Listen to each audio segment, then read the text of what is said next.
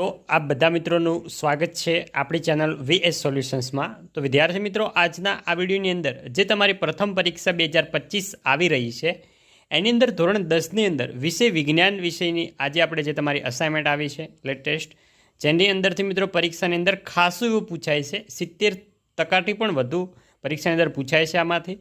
તો એની અંદર આજે આપણે વિભાગ એની અંદર સંપૂર્ણ બધા જ એમસીક્યુ જોવાના છીએ। તો વિડીયોને તમારે છેલ્લે સુધી સ્કીપ કર્યા વગર પૂરેપૂરો જોવાનો છે અને ચેનલ ઉપર નવા હોય ચેનલને અચૂકથી સબસ્ક્રાઈબ કરવાની છે।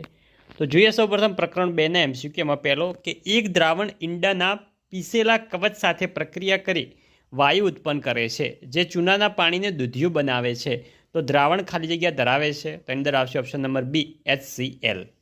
બીજો, નીચેના પૈકી કયો પદાર્થ મંદ એસિડ સાથે પ્રક્રિયા કરી કાર્બન ડાયોક્સાઇડ આપતો નથી? તો એની અંદર આવશે ઓપ્શન નંબર સી ચૂનો। ત્રીજો, નીચેના પૈકી કયું દ્રાવણ વધુ બેઝિક છે? તો એની અંદર આવશે ઓપ્શન નંબર સી PS બરાબર 11.5। નેક્સ્ટ ચોથો કે જો જલીય દ્રાવણો A, B, C અને D ની pH અનુક્રમે 1.9, 2.5, 2.1 અને 3.0 હોય તો એસિડિકતાનો ક્રમ શું થશે? તો અંદર આવશે D B C A। પાંચમો છે કયું દ્રાવણ તટસ્થ સ્વભાવ ધરાવે છે? તો એની અંદર આવશે ઓપ્શન નંબર ડી મીઠાનું જલીય દ્રાવણ।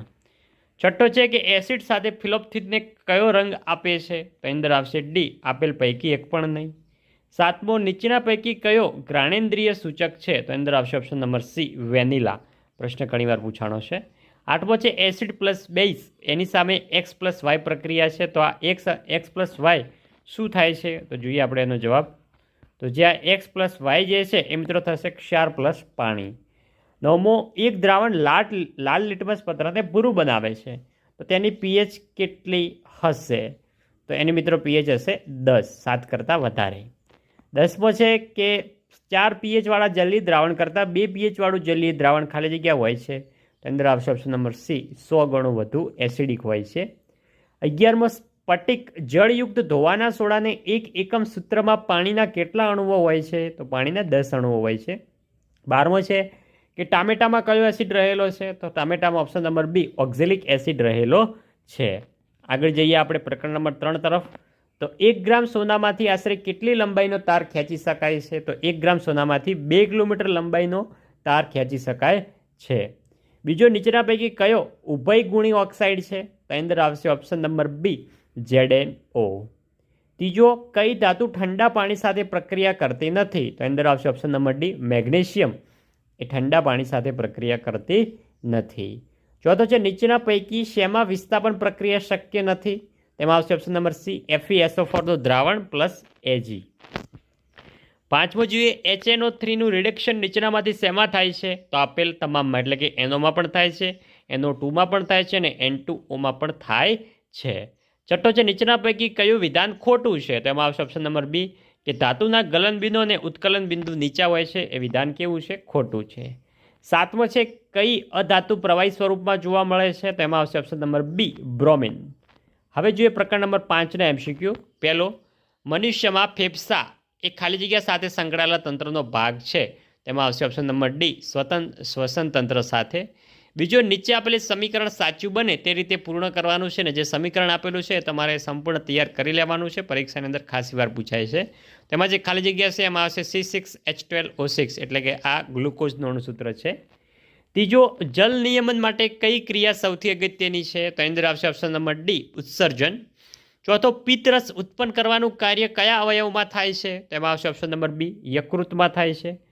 પાંચમો છે કે હૃદયના કયા ખંડોમાં ઓક્સિજન યુક્ત રુધિર હોય છે? તો એનો મિત્રો આપણે સાચો જવાબ જોઈએ પાંચમાનો। તો એની અંદર આવશે ઓપ્શન નંબર સી ડાબા કર્ણક અને ડાબા ક્ષેપકમાં। છઠ્ઠો છે કે ગ્લુકોઝનું પાયરુવેટમાં વિઘટન થવાની ક્રિયાનો પ્રથમ તબક્કો શામાં થાય છે? તેમાં આવશે ઓપ્શન નંબર એ કોષ રસમાં થતો હોય છે। સાતમો, રુધિરની ગાળણ ક્રિયા કયા અવયવમાં થાય છે? તો મૂત્રપિંડમાં, ઓપ્શન નંબર સી। નેક્સ્ટ હવે છે આઠમો કે મનુષ્યના હૃદયમાં કયા ભાગે હંમેશા ઓક્સિજનયુક્ત રુધિર વહન પામે છે? તેમાં આવશે ઓપ્શન નંબર સી ડાબુ કર્ણક અને ડાબુ ક્ષેપકમાં। નવમો છે શરીરના કયા અંગમાં રુધિર ઓક્સિજનયુક્ત બને છે? તો એમાં આવશે ઓપ્શન નંબર ડી ફેફસામાં।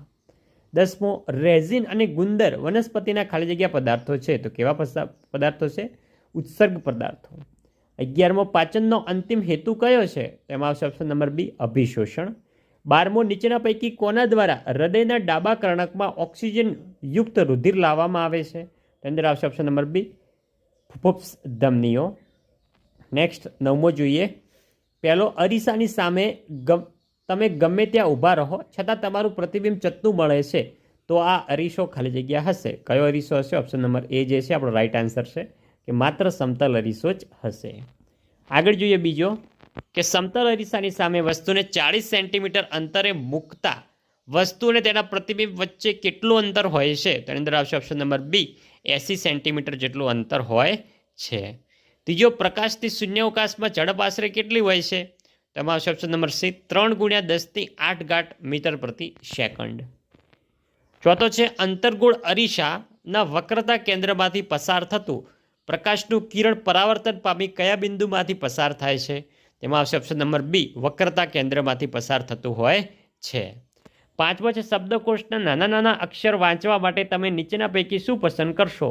તેમાં આવશે ઓપ્શન નંબર બી બહિર્ગોળ અરીસો પસંદ કરીશું. 6થો છે નીચેના દ્રવ્યો પૈકી લેન્સ બનાવવા માટે કયા દ્રવ્યનો ઉપયોગ થઈ શકે નહીં? તેમાં આવશે ઓપ્શન નંબર ડી ક્લે એટલે કે માટીનો ઉપયોગ. 7મો છે એક ગોલીય અરીસાને એક પાતળા લેન્સ દરેકની કેન્દ્ર લંબાઈ -15 સેન્ટીમીટર છે. અરીસો અને લેન્સ કયા કયા પ્રકારના હશે? તેમાં આવશે ઓપ્શન નંબર એ બંને અંતર્ગોળ હશે. હવે ચેપ્ટર નંબર 10 જોઈએ. એમાં પહેલો કે મોટી ઉંમરની વ્યક્તિની આંખનો સ્ફટિકમય લેન્સ દૂધિયો અને વાદળછાયો બની જાય છે. આ પ્રકારની પરિસ્થિતિને ખાલી જગ્યા કહેવામાં આવે છે.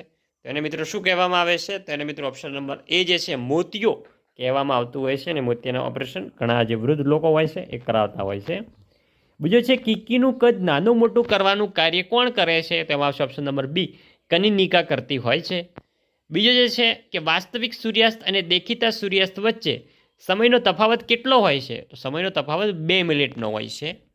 ચોથો, વાતાવરણને લીધે કયા રંગના પ્રકાશનું સૌથી વધારે પ્રકીર્ણન થાય છે?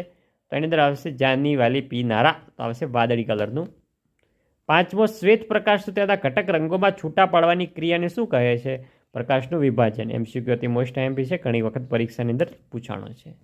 6થો છે ધુમ્મસ, ધૂળ અને ધુમાડા દ્વારા કયા પ્રકાશનું ન્યૂનતમ પ્રકીર્ણન થાય છે? તેમાં આવશે ઓપ્શન નંબર સી લાલ કલરના. 7મો છે સામાન્ય દ્રષ્ટિ ધરાવતી પુખ્ત વ્યક્તિ માટે સ્પષ્ટ દ્રષ્ટિનું લઘુત્તમ અંતર આશરે ખાલી જગ્યા હોય છે? તો આવશે 25 સેન્ટીમીટર. તો મિત્રો જે તમારા એમસીક્યુ પૂછાય છે એનું સંપૂર્ણ એમસીક્યુનું આપણે સોલ્યુશન જોયું. હવે નેક્સ્ટ પાર્ટની અંદર તમારે કયા વિષયના એમસીક્યુનું સોલ્યુશન જોવે છે અથવા વિજ્ઞાનનું તમારે ભાગ 2 જોવે છે તો કમેન્ટ કરજો, જેથી કરીને વહેલામાં વહેલી થકે અમે તે વિડીયો તમારા માટે લાવી શકીએ. વિડીયો સારો લાગ્યો હોય વિડીયોને લાઇક કરીને જજો. ચેનલ ઉપર નવા હોય ચેનલને પણ અચૂકથી સબસ્ક્રાઈબ કરીને જજો. મળીશું આવનાર વિડીયો સાથે. ત્યાં સુધી આવજો.